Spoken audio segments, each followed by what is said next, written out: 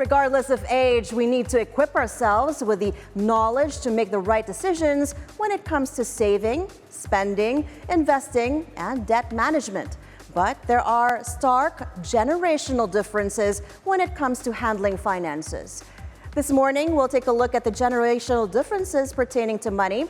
Joining us now is registered financial planner David Angway. Hi, David. Welcome to the show. Thank you so much for having me, Ms. Raine. Hi. So, in all your dealings with your clients, you probably have noticed some generational differences.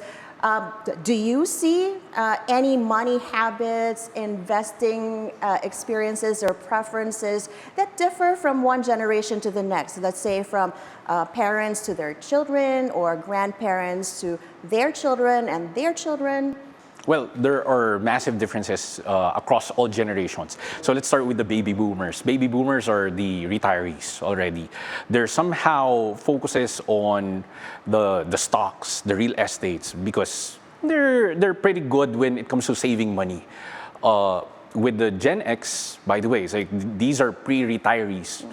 They're looking forward to have a better and bigger nest egg, while the Gen Y, also known as millennials, are somehow struggling when it comes to money management due to tons of debts. And lastly, the Gen Zs are currently the most poor among all the generations due to the low salary and at the same time, tons of consumer debts. So when it comes to the generations itself, there's a different habits that I believe that most people or most generations can learn from each other.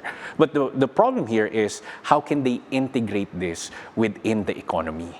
Right. So you do actually train certain individuals. In fact, you just came from training kids. Yes.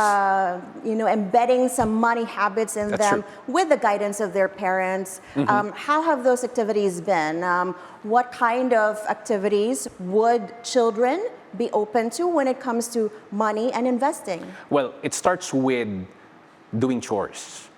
What I've learned when it comes to dealing with parents is they impose a no work, no pay. It's kind of like that. It's like whenever you want to create a generational wealth, you need to have a generational work ethics. So it means that if they are accountable, they are also responsible when it comes to doing the chores, then they get commissions with that one. Because what I've learned is when you incentivize a really good behavior, that means you're also earning through ROI, which is it's like you plant seeds right now, and obviously good habits will also create tons of good values when it comes to the kids. But how about those parents who are not giving chores at all, but keep on giving allowance? Well, sad to say, you're teaching your kids about entitlement. And that's what we're trying to break if you want to build a generational wealth. Just on the side, because of this kind of habit, if you attach money or saving or accumulating wealth to a certain task within the home, within the family, doesn't that make the relationship kind of transactional? Does it mean that it actually breeds some kind of psycho-emotional feelings or experiences? Well, it works both ways, Ms. Raine, because if you teach them that money is actually related to creating value towards family, towards community, you're teaching them good habits that, okay, instead of me doing some lazy stuff or not creating values at all, then why should I expect money at all coming in, right? So that's the main reason why I'm also teaching them about entrepreneurship. Although it can give them an idea that it's transactional, but majority of what we're doing right now as an adult will always be relational and transactional. So it's a good way to teach them at a young age that this world will not give you money unless that you create value at all. And if I can just again touch on a word that you talked about, that you mentioned, it's entitlement. And we did talk about on the show, outside of the show, estate planning. It's a broad subject. We cannot talk about it in depth today. But if there is one takeaway or something that you want people to think about when it comes to estate planning, what would it be? Money can actually ruin your child's future. We thought that money can solve everything. But you know what? What I've learned here is without proper preparation, most family members can actually create more rift because of the money that's involved with your unprepared demise. I believe that that's exactly what's happening. So money doesn't really give you the key to happiness most of the time, but it will solve majority of your problems. But without proper preparation in terms of estate planning, it can ruin your child's future. That's the main reason why I say, let me insert Warren Buffett. He said this, like he's a legendary investor, that he will not give all his money to his child because at the end of the day, it might lead to laziness and it might lead to arrogance. Well, one of the stereotypes, there are, of course, stereotypes when it comes to the generations, but one of the stereotypes is that, one generation accumulates the wealth and then the next generation loses it all. In your dealings with your clients, is that something that you've actually witnessed, or is there a generation that you attach high net worth individuals to?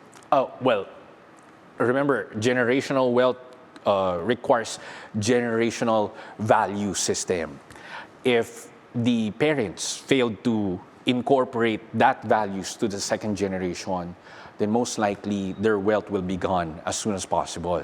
That's the main reason why whenever I'm dealing these things, whenever I deal with my clients, I always ask them, what makes you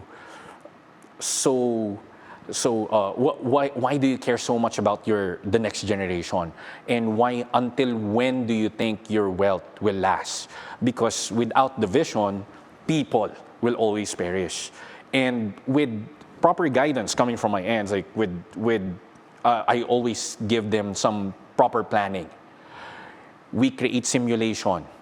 If this generation will end up losing or not going directly into the business, what will happen?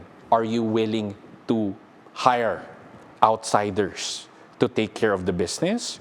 Or will you let your in-laws take over to the whole wealth that you've actually built? So that's the main reason why adding wills, adding trusts, and adding insurance is a really good way to integrate estate planning to manage the generational wealth. Understood, but there are studies that say that the boomers, no matter how much you criticize them, they actually were wealthy. They were able to buy their own house and maybe accumulate a few houses, and then the later generations did not. They're actually living with their parents. But of course, times are different now. Nevertheless, you did mention that values and habits that certain high net worth individuals have. Would you be able to identify some of those habits? And maybe, is there a habit that even, small investors would be able to assimilate? Okay, since we're living in a generation of flexing your wealth all the time, this is the most common problem that the Gen Y and then the Gen Zs are currently having as of the moment. What I've noticed dealing with the boomers and then the Gen X, they're always frugal. They look everything as cheap. They want the cheapest one, but they value certain items like asset classes. Like some of my high net worth clients, they care too much about the watches, real estates, all these things that are tangible, all right? And it goes up in terms of the time. So it accumulates or it increases the value over time. But the generation nowadays, they always pay using credit cards, but since they have a lower salary, they cannot actually repay it most of the time, and that's the main reason why they're having problems nowadays. So the key here is be frugal, but not cheap all the time. While the young generation nowadays, I believe that this can solve majority of their problems. Add streams of income, because I have this saying that the more skills that you get, the more bills you can actually pay. All right, so if you want to add more skills, then you can afford more bills. Hopefully, not too many bills, but we do want to delve further into those habits, but see if different sectors, and not just generations, could profit or benefit from those habits. We're taking a quick break. We'll be right back. Stay with us.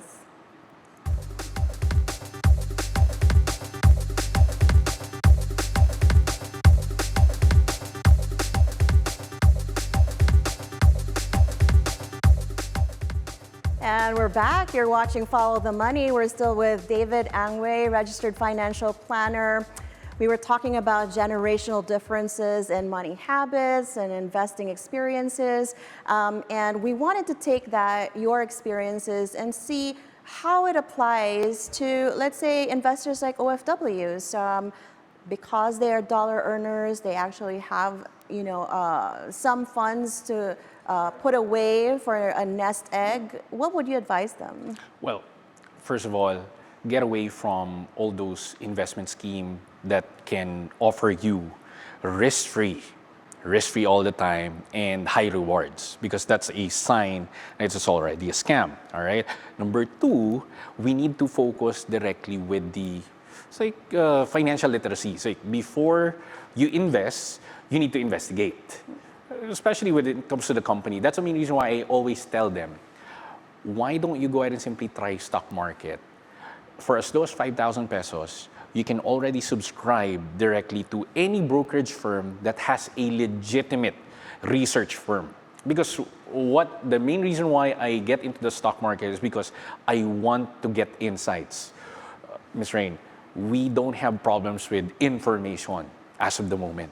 We do have lack of insights. And that's the main reason why, if you are a new investor or an OFW who would like to start investing, start with small ones, 5,000, and then you do a peso cost averaging. That can solve majority of your problems. And sooner or later, 10, 20 years from now, you do it every single payday, that can solve tons of your financial burden or financial stress. I believe the stock market for the last 20 years is averaging 8.7%, regardless of any issues, geopolitical, yes, or that's right, local. So I believe that by doing it slowly, this can help you a lot. So you talked about scams and schemes, and some people falling into these traps. And in your dealings with the armed forces, for example, you've been speaking with them as well. In this sector, what are they most vulnerable to? And so in their case, what kind of products or investment vehicles would be most appropriate for them? They have a huge net take-home pay nowadays compared to the previous 6 years.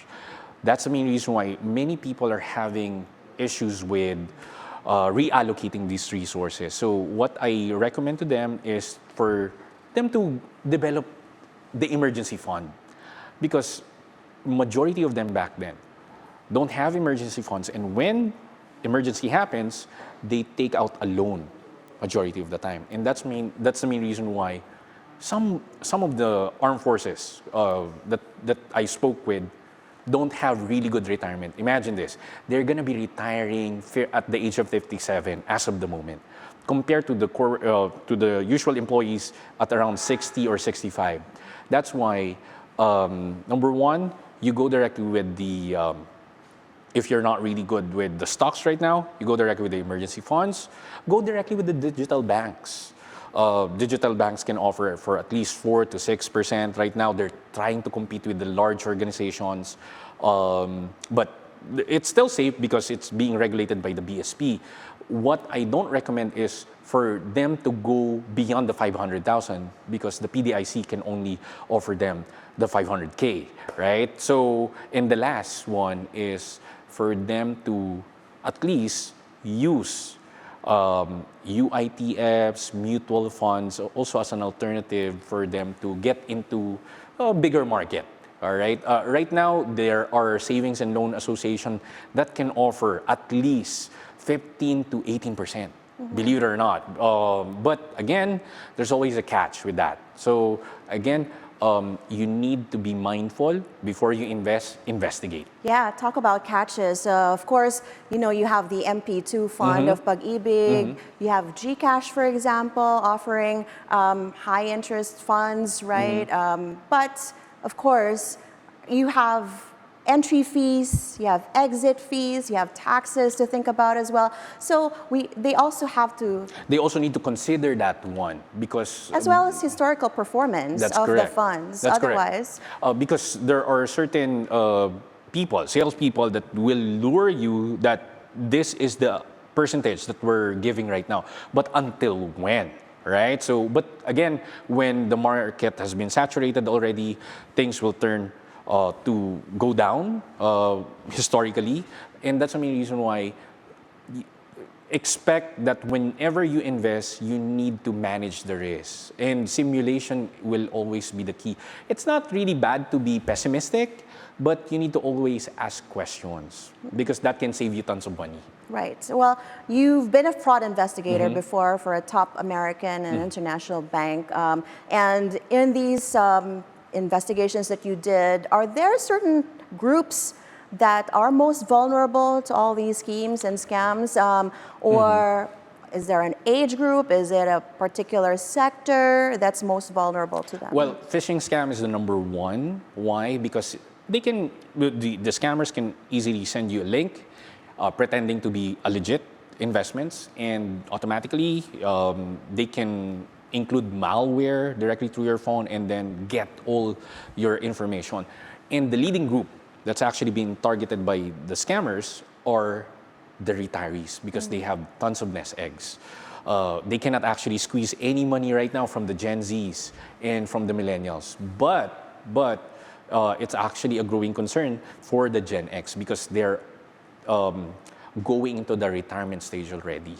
That's the main reason why it's like phishing scam. That's the main reason why I always tell my parents, please don't click any link as much as possible because they can wipe away all the savings and the nest egg that you got right now. You also advise the use of insurance. Yes. But some people believe that insurance only makes the insurance companies richer, but never really grows your funds. What would you say to them? Is insurance a necessity for what kind of group would most benefit from insurance? And what about medical insurance? You were actually a trained nurse. Yes. So, I mean, what kind of diseases would be the best to think medical insurance for? Well, insurance is a necessity nowadays because anything can happen. Uncertainties. That's the main reason why many people bring umbrellas because you don't know exactly what will happen next. The concern that we have right now with the health that we're currently having, it's like the number one reason why most people are dying right now is like heart attack and complications with diabetes. You need to have all these medical insurance ahead of time while you're still young, capable, and healthy. Because the more you age, well, the older we get, the higher the chances of winning all these diseases at the end of the day. That's the main reason why it's like, if you're doubting to get an insurance right now, take a quick look on your investment nowadays. Because right now, I do have an insurance because I don't want to touch my investments. A lot of people, they invested tons of money with their real estate, their assets, their stock market, to the stock market, through forex, and everything was actually wiped away when they got cancer. But if you do have an HMO that is very affordable, that can save you tons of headaches because at least you were able to save all your investments for the next generation. Well, I mean, that's a lot of great advice. And we know that, of course, a lot of these investment vehicles, as well as even insurance funds right now are based on the market. Yeah. So, of course, as a registered financial planner, you not only need to be abreast of all these different products, but also know the market or all the factors that are affecting these investment vehicles.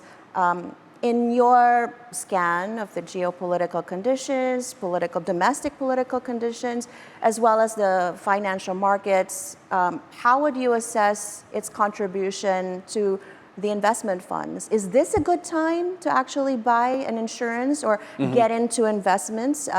Or is it better to wait a certain time of the year or maybe next year after the midterm elections? Well, I truly recommend them to ask the professional most of the time. But in my opinion, I truly recommend that if you do have money right now, for as low as 5,000 pesos, 10,000 pesos, you get a cheap mutual fund that can actually run along the way and then make some adjustments within the next couple of months as much as possible. Because again, you need to reallocate your portfolio from time to time instead of putting it that one for the next 20 years. So again, that's the main reason why having a financial advisor or a financial planner that's going to be guiding you is a really good asset, because remember, your net worth is your net worth. Now, according to the forecast, right, it really depends upon who will win the U.S. Presidential election. If you're well, this is just my opinions, like based from the news that I've gathered, the Democrats versus the Republicans. I believe that Trump's policies will be more favorable within the U.S., especially into the banking and the financial sector, while the Democrats will be leaning into funding more of the wars, and at the same time forming stronger allies within the East. So it really depends. We're expecting a higher inflation rate if the Democrats wins, and then the Republicans will create a little bit stability within their domestic region, and that may affect us here in the Philippines. And as we know, I mean, if the U.S. coughs, the whole world gets a flu. Something to think about in the coming months as the November elections come near. David Angway, registered financial planner, grateful to have you. Thank you so much for all the insights that you imparted with us today. And before we go, we'll leave you with a quote from American personal finance expert Susie Orman. No one has ever achieved financial fitness with a January resolution that's abandoned by February. And that's it for today's edition of Follow the Money. I'm Raine Musñgi. Thank you for watching, and keep it here on BNC, the Bilyonaryo News Channel, always on top.